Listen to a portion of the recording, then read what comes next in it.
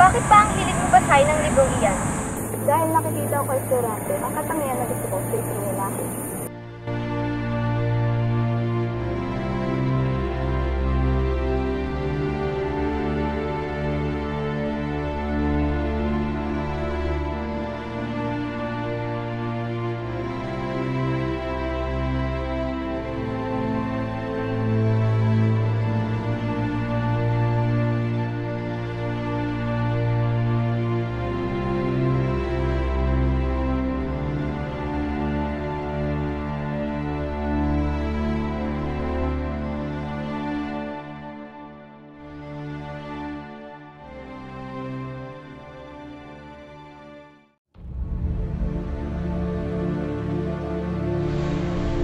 Sa kalagitnaan ng masukid at mapupunong kagubatan na matatagpuan sa labas ng kaharian ng Albania ay mayroong binatang makisig na nakagapos sa isang malaki at makapal na puno na kung tawagin ay higera.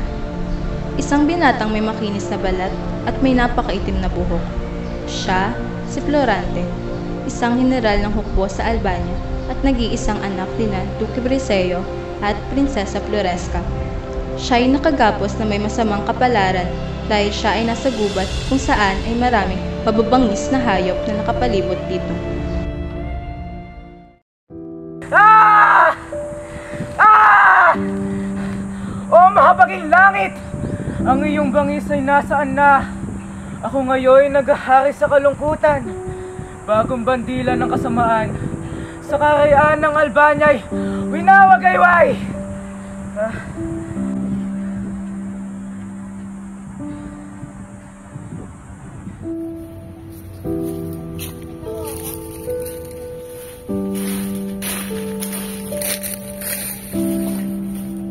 Mahabaging langit! Ano itong aking naririnig? Isang lalaking may namumong galit at lungkot sa kanyang boses.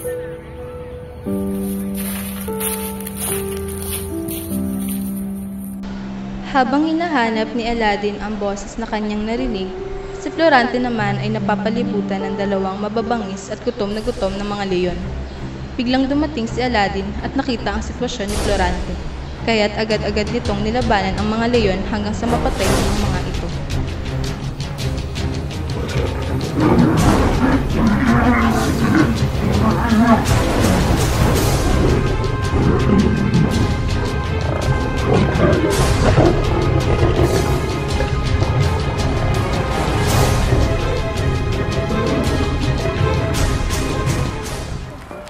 Oh, Diyos ko! Ano tatali ka dito?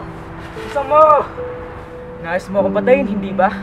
Kung gayon, ito na ang tamang pagkakataon upang gawin mo ito sa akin. Sapagkat ang aking buhay ay wala na silbi pa. Kumalma ka, Ginoo. Hindi kita nais na paslangin. Ano pang silbi ng pagpapakawala at pagpatay ko sa mga leon kung papatayin din lamang kita?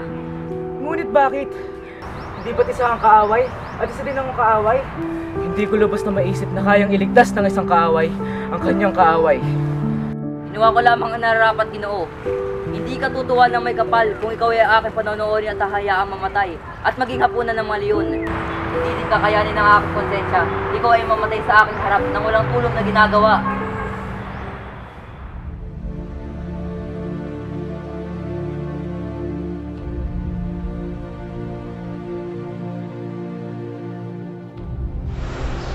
Naupo sila Florante at Aladdin sa isang makinis na bato at tinanong ni Aladdin kung paano at bakit nakatali si Florante sa puno ng higera. Narinig ko ang iyong hiyaw na puno ng galit at lungkot kanina. Kaya't aking itong pinuntahan at ikaw ang aking tagpuan na nang walang malay. Paano at bakit ka nakatali sa malaking puno ng higera? Kung alam mo lang sana ang lahat ng aking pinagdaanan, makinig ka na mabuti at aking sasabihin sa iyo kung paano at bakit ako itinali sa puno ng higera. Ako si Florante, anak ni Duque Berceo at Prinsesa Floresca. Isa akong general ng hukbo ng kaharian ng Albania. Mula noong ako isilang, pagmamahal at proteksyon ay lubos na ibinigay ng aking mga magulang. Berceo, halika sagdan mo si Florante, ang ating anak. Florante, buong buhay at pag-ibig ko ay aking ibibigay sa iyo. Ganoon din ako, Florante. Bibigyan kita palagi ng proteksyon at pagmamahal na karapat-dapat para sa iyo. Buwitre! Buwitre! Saklalo! Saklalo! Kami inyong sagipin mula sa isang buwitre! Saklalo!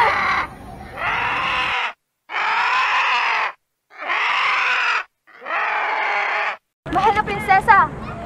Binali po, salamat sa iyong pagkasabi. Hindi ko alam ang mangyari kung wala ka. Walang anuman kamahalan, ginawa ko lamang aking nararapat na gawin. Nang ako'y maglabing 1 taong gulang, pinag-aral at ipinadala ako ng aking mga magulang sa Atenas. Florante, ikaw ay mag-aaral sa Atenas, kaya't aming ikay ipapadala doon. Alam namin ikay nalulungkot sapagkat ikay mawawalay sa amin na matagal. At ganoon din ang aming nararamdaman. Ngunit, ina, ama, hindi ko kakayanin na mawalay sa inyo ng ganong katagal. Ngunit, kung inyon talaga ang inyong nais, kayakin na lamang itong susundin. Dahil nakatitiyak ako na makabubuti ito para sa akin. O aking Florante, natitiyak, lalaki kang Adon. Paalam, ina, ama, paalam po kayo.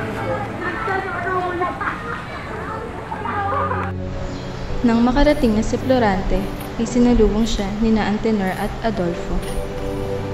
Magandang araw, Florante. Ako si Antenor, ang iyong magiging guro dito sa Atenas. At ako naman si Adolfo, isang mag-aaral din dito sa Atenas. Nagdadala ka kung makilala kayo aking karami. Inaasahan ko magiging mabuti kayong magkaibigan na rin. Ganoon din ako.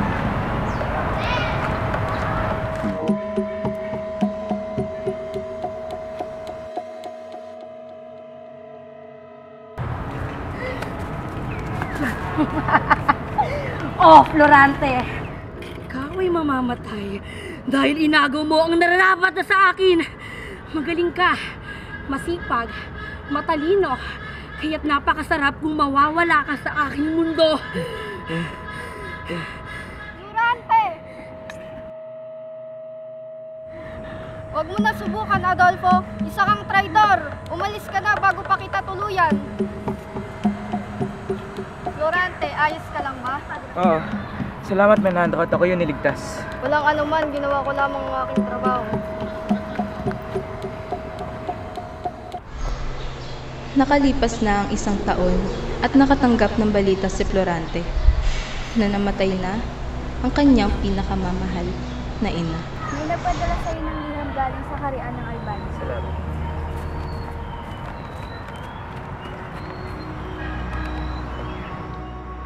Ina! Hindi to maaari! Bakit mo naman ako iniwan? Di pa tayo nagkikitang muli.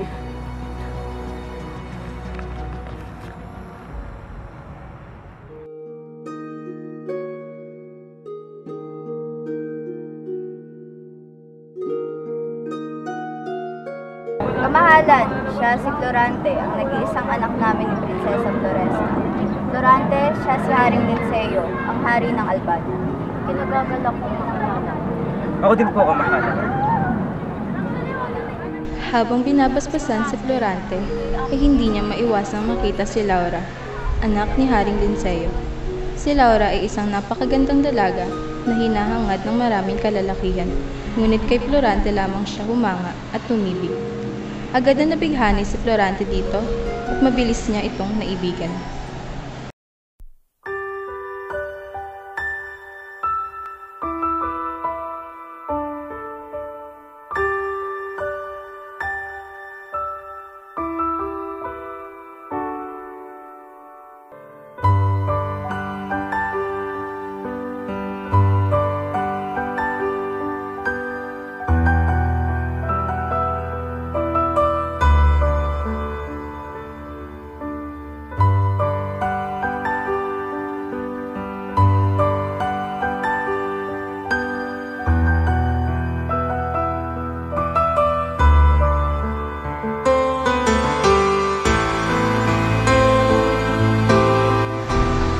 Bago umalis si Florante, ay inamin na niya ang kanyang nararamdaman sa dalaga.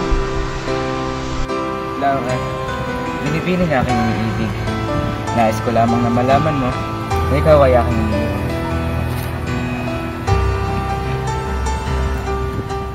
Tinangka naman ni Emir na paibigin ang sapilitan ng dalaga. Sa pamamagitan ng pananakot dito, napupugutan siya ng ulo. Laura, ako iibigin mo sa akin sa gusto mo. Dahil kung hindi, puputulan kita ng ulo! Ngayon, Laura, kung hindi ka mapapasakin, ay nanaisin ko na lang na ikaw ay mamatay! Hindi mo maaaring gawin yan! Kapag yan ang ginawa mo, tiyak na mamatay ka. Kaya kung ako sa'yo, bitahan mo ang espada at umalis na dito. Ayos ka lang ba, Laura? Oo, salamat sa iyong pagtulong. Dugat!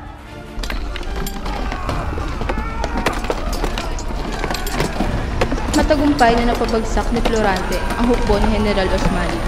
Kahit naging mahirap ang naging labanan nila, na umabot ng 5 oras, at matagumpay nilang nabawi ang sinilangan ng kanibing, ang Proton.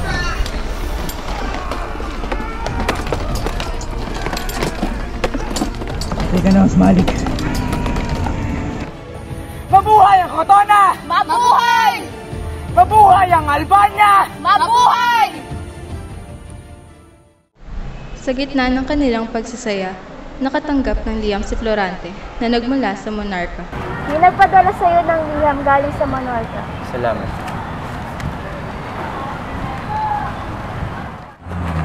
Kinakailangan na bumalik ako sa Albania. Minandro, pinababalik ako sa Albania. Ngunit kinakailangan na mag-isa lamang ako. Mag-ingat ka, Florante. Maraming salamat. Habang nasa gitna ng kagubatan si Florante, bigla siyang sinalubong ng mga sundalo ni Conde Adolfo. Isang huwad na mensahe pa lang ipinadala kay Florante at patibong upang siya'y magawa ng isa. Anong ibig sabihin ito? Adolfo! Laura!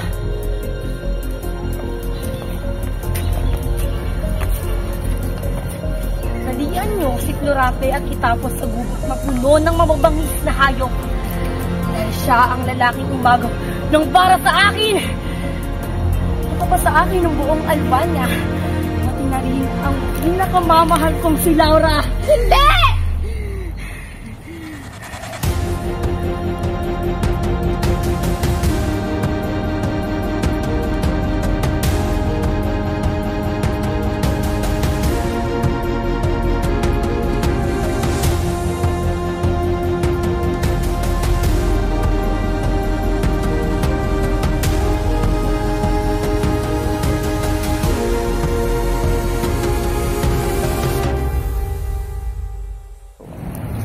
Doon ko din nalaman na pinatay nila ang aking ama at ang hari ng Albania. Doon nagtatapos ang mga nangyari sa akin. Naku, Ginoo, tunay ngang napakahirap ng mga pagdaanan. Hayaan mong salisin ko din ang aking mga paghihirap. Ako'y pinatapon ng aking ama sa kulungan matapos kong iwanan ng aking hukbo sa gitna ng digmaan. Magandang umaga, Ama. Ito'y kalapastanganan! Isa kang duwag, Aladin! Duwag! Papatapon kita sa bilangguan dahil sa kang duwag!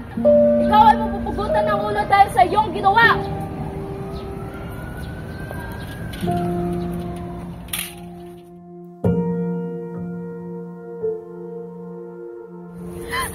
Sultan! Nagmamakaawa ko na pakawalan mo ang aking mahal na si Aladdin. Gagawin ko ang iyong nais, basta't pakawalan niyo lamang siya. Kung gayon ay magpakasal ka sa akin. Wala na akong magagawa dahil yun na lamang ang paraan upang mabuhay siya.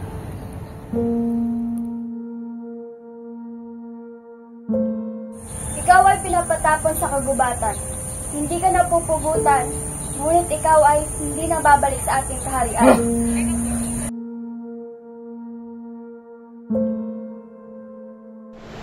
Napatigil siya sa pagsasalaysay dahil may mga boses siyang naririnig at isa dito ay napaka-familiar sa kanya. Florante, nalilinig mo ba ang nalilinig ko? Oo, kailan puntahan natin ang mga boses na ating nadidinig.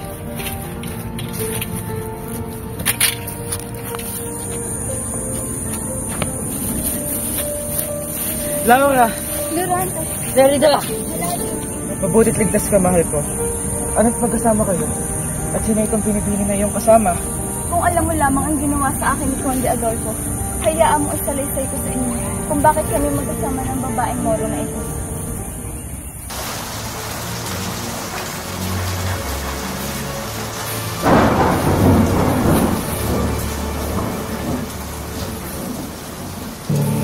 Laura! Mahal ko! Huwag mo nang tangkaing tumakot ka dahil hindi mo ako matatakasan.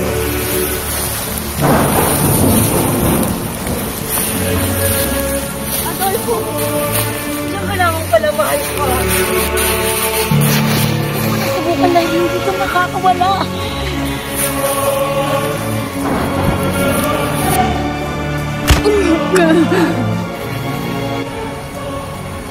Oh, ano itong nakikita ko? Isang kalapastahanan ito.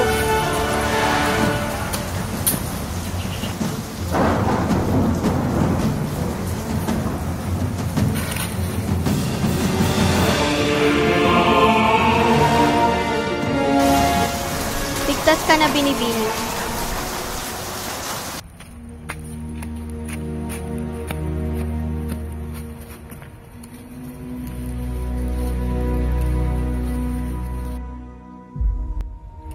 At inalagaan niya ako ng anak sa hanggang sa magkaroon ako ng uliran. Mahal ko, Laura. Pasensya na kung wala ka sa oras na ako yung kailangan. Derrida, paano ka naman napunta dito sa gubat? Tumakas ako sa araw ng kasal namin ng iyong ama.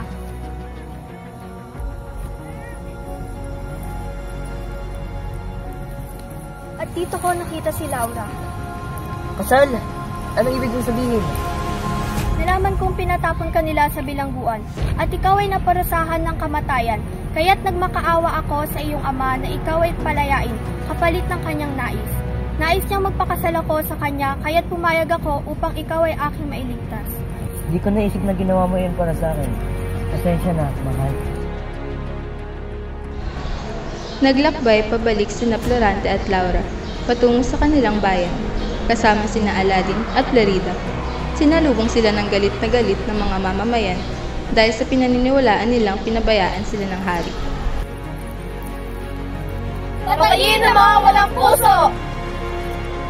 Hayaan niyo ako ang magpaliwanag. Pinatay ni Conde Adolfo ang aking hari at nilabas na nga niya ako.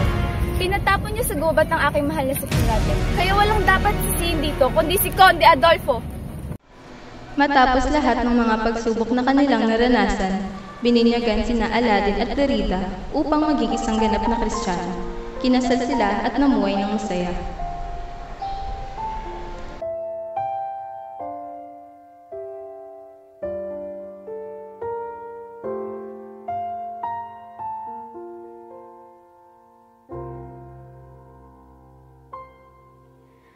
Saan nagsimula magbago ang lahat? Kailan nung ako'y di na naging sapat? Pati mo sinabi nung una pa lang ako ang kailangan, pero di ang mahal.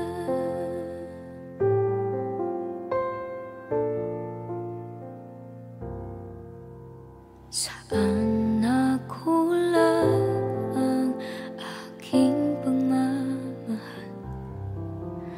Lahat ay binigay ng mapangiti ka lang. Pati ko nakita na ayaw mo na ako ang kasama, pero hanap mo siya at